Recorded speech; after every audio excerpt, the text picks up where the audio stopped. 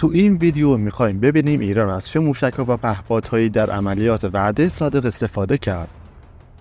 در نیمه شب 25 فروردین 1403 بود که جمهوری اسلامی ایران طی عملیاتی به نام وعده صادق بیش از 300 موشک کروز، بالستیک و پهپاد به سوی خاک اسرائیل شلیک کرد. به گفته ارتش اسرائیل در این عملیات از 170 پهپاد، 120 موشک بالستیک و 30 موشک کروز استفاده شده که تعداد کمی از این پرتابه‌ها از لایه‌های پیچیده دفاع هوایی این کشور که به گنبد آهنین معروفه عبور کرد و به خاک اسرائیل اصابت کرد.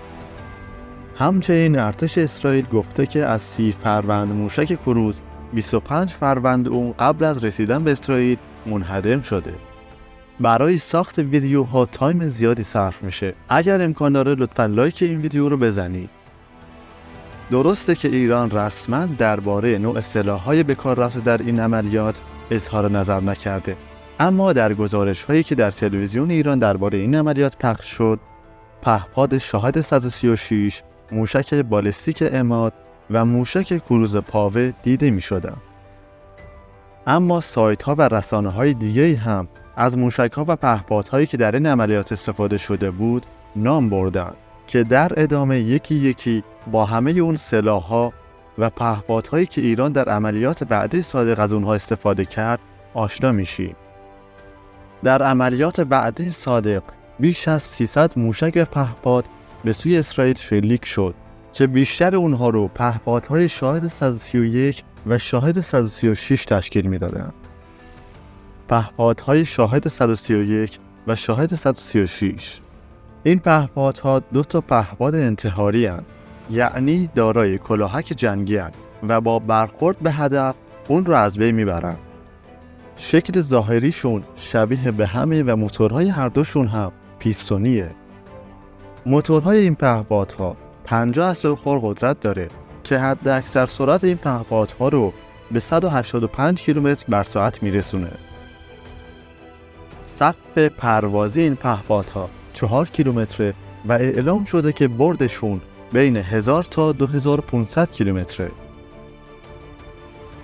وزن خود پهپاد حدود 200 کیلوگرم، وزن کلاهکشون هم بین 35 تا 50 کیلوگرمه. با اینکه این دو پهپاد شباهت زیادی به هم دارن، اما یکی از فرق‌های اصلیشون اینه که شاهد 131 از شاهد 136 کوچکتره و طراحی بالشه‌شون هم با هم فرق میکنه. پهپاد شاهد 136 3.5 متر طولشه و تو سال 2022 به طور رسمی وارد خدمت شده. این پهپاد فقط برای زدن اهداف زمینی ثابته.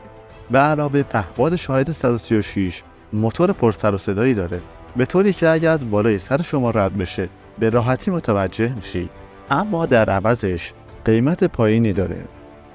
حمله گروهی این پهپادها باعث سردرگمی و گیج شدن سامانه‌های پدافندی میشه و هزینه زیادی رو دشمن باید برای مقابله با این پهپادها بپردازه و برای همین هم در عملیات وعده صادق اول پهپادها شلیک شدند و بعد از گذشت چند ساعت موشک‌ها شلیک شدند تا پهپادها با موشک‌ها به طور همزمان به دشمن برسن و سامانه پدافندی اون دچار مشکل بشه.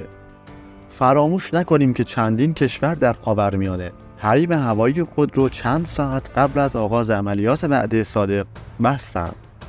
عملیات شامل 170 پهپاد، بیش از 30 موشک کروز و 120 موشک بالستیک بود.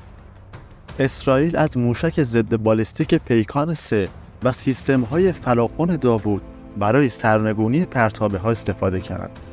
به علاوه نیروی هوایی و نیروی دریایی آمریکا، بریتانیا، فرانسه و اردن برای سرنگونی پهپادها و موشک‌های ایرانی کمک کردند. حالا بریم سراغ موشک‌هایی که در این عملیات استفاده شدند. موشک بالستیک عماد، اولین موشک بالستیک میانبرد ایران که قابلیت هدایت و کنترل تا لحظه اصابت به هدف رو داره. این موشک در 19 مهر 1395 رونمایی و معرفی شده. وزن موشک بالستیک عماد حدود 17 تن طول اون بیش از 15 متر و قطر اون در حدود 1 متر و 25 سانتی متره.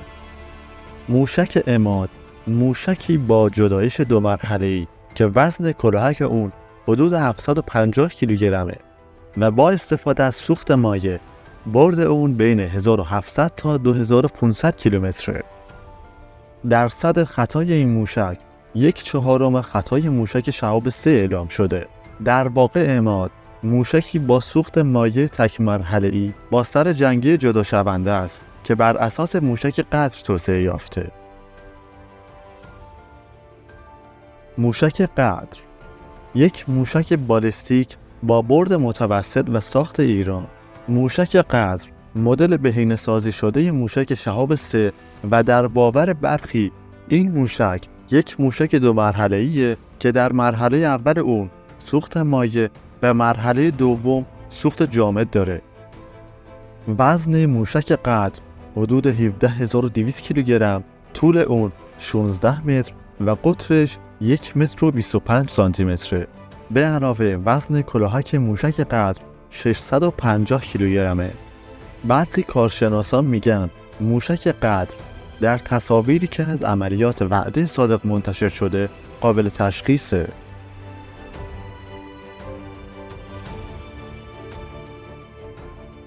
موشک بالستیک خیبرشکن. این موشک بالستیک میانبرد با سوخت جامد و برد تقریبی 1450 کیلومتره. به گفته کارشناسان این موشک با شکل متفاوت کلاهکش و باله‌های متحرکش در تصاویر عملیات ایران به خوبی قابل شناساییه. طول این موشک حدود 10.5 متر و قطر اون حدود 80 سانتی متره. به علاوه وزن موشک خیبرشکن حدود 4.5 تنه. وزن کلاهکش هم 500 کیلوگرمه. این موشک دقت بالایی داره و قابلیت مورد هدف قرار دادن نقطه‌ای رو داراست. کلاهک‌های جدا شونده مانور پذیر موشک خیبرشکن هنگام ورود به جو زمین با کمک بالک‌ها مسیر حرکت رو کنترل می‌کنن. سرعت کلاهک این موشک در لحظه برخورد 2 تا 3 ماخ برآورد شده. به علاوه سرعت خود موشک قبل از خروج از جو زمین به بالاتر از 4 تا 5 ماخ میرسه.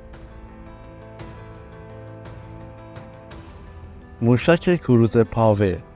برد موشک کروز پاوه حدود 1650 کیلومتره و روی بدنه خود از بالهای جمع شونده استفاده میکنه. موتور این موشک کروز خارج از بدنه و در قسمت بالایی اون قرار داره. پاوه توانایی رو داره که مسیرهای مختلفی رو برای رسیدن به هدف طی کنه. یعنی قبل از رسیدن به هدف به میزان لازم گردش میکنه و از جهت دیگه به هدف حمله میکنه. ارتفاع پروازی موشک کمتر از 50 متره که همین موضوع شناسایی و رهگیری اون رو توسط رادارها و سیستم‌های پدافندی به شدت سخت و دشوار میکنه. به طور معمول سرعت پروازی موشک‌های کروز چیزی در حدود 600 تا 900 کیلومتر بر ساعته. پس میشه گفت که سرعت موشک کروز پاوه هم در همین حدوده. یکی دیگه از قابلیت‌های موشک‌های کروز که احتمالاً در پاوه هم قابل استفاده باشه، توان این موشک‌ها در حمله دست جمعی و ارتباط با همدیگه است. در این روش یکی از موشک‌ها در نقش رهبر دسته موشک‌های مهاجم وارد عمل شده و سایر موشک‌ها رو هدایت میکنه. پس تا اینجا فهمیدیم که به طور کلی در عملیات وعده صادق از پهپادهای شاهد 131 و 136 و موشک‌های بالستیک عماد، قدر و خیبرشکن به علاوه موشک کروز پاوه استفاده شده. به نظر شما هر کدوم از موشک‌ها چه ویژگی‌هایی دارن؟ یعنی چرا به برخی میگن کروز، به برخی میگن بالستیک، به برخی میگن ضد کشتی و غیره و غیره؟ در این ویدیو ما طبقه بندی موشک‌ها رو براتون آماده کردیم تا شما با انواع موشک‌ها آشنا بشید. توصیه میکنم از دستش ندید.